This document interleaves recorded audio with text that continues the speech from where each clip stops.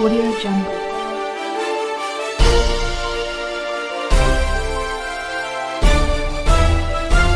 Audio Jungle.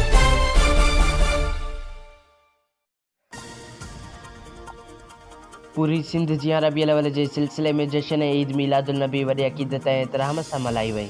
उन मौक़े ते कंदराला ॻोठ बिजाणो जी जामिया मस्जिद नूरे मुस्तफ़ा नूनारी महला खां रैलीअ जी शुरूआति कई वई, जितां दरगाह अबुल शाह खां थींदी ॻोठ अमीरी बंगलो, ॻोठ बांदो, रोशनाबाद, वॾी पचड़ी, वरी ॻोठ बिजाणो में बाबा महला में दुआए ख़ैर घुरी वई।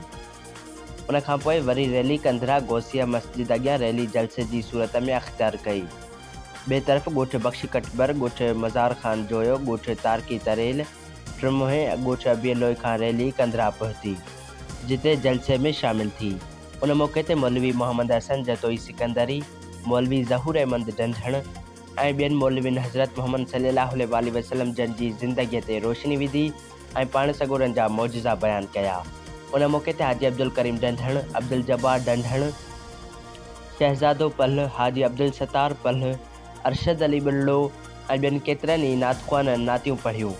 उन मौक़े ते हाफ़िज़ मोहम्मद परेल मल्हा, हाफ़िज़ मोहम्मद अली महर, हाफ़िज़ शमन अली उॼण, फरहान अली मला, मौलवी हिदायतुल हक़ आंधड़ो, हाफ़िज़ गुलाम कादिर नारेजो सिकंदरी, उस्ताद मोहम्मद इब्राहिम फलपोट्रो, हाजी बख्श अली कटबर, उस्ताद ताज मोहम्मद कटबर, अलहवदायो लाशारी, वालिय ॾिनो बिल्लो, उस्ताद शफ़ी मोहम्मद नूनारी, मोहम्मद बचल बिल्लो, मोहम्मद पुनहल बिल्लो, फज़ल मोहम्मद मुगल, नसीर मोहम्मद मुगल, अब्दुल सत्तार बाभो, हाजी गुलाम कादिर बाभो, लतीफ़ ॾिनो मीरभर, फाज़िल मीरभर, GM कांधड़ो, राशिद गुल कांधड़ो ऐं ॿिया केतिरा ई हज़ार जे तइदाद में माण्हू रैलीअ में शामिल हुआ।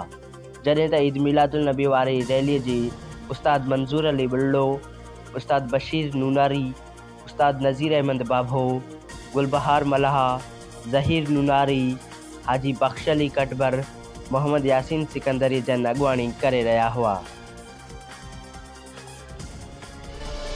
Audio Jungle.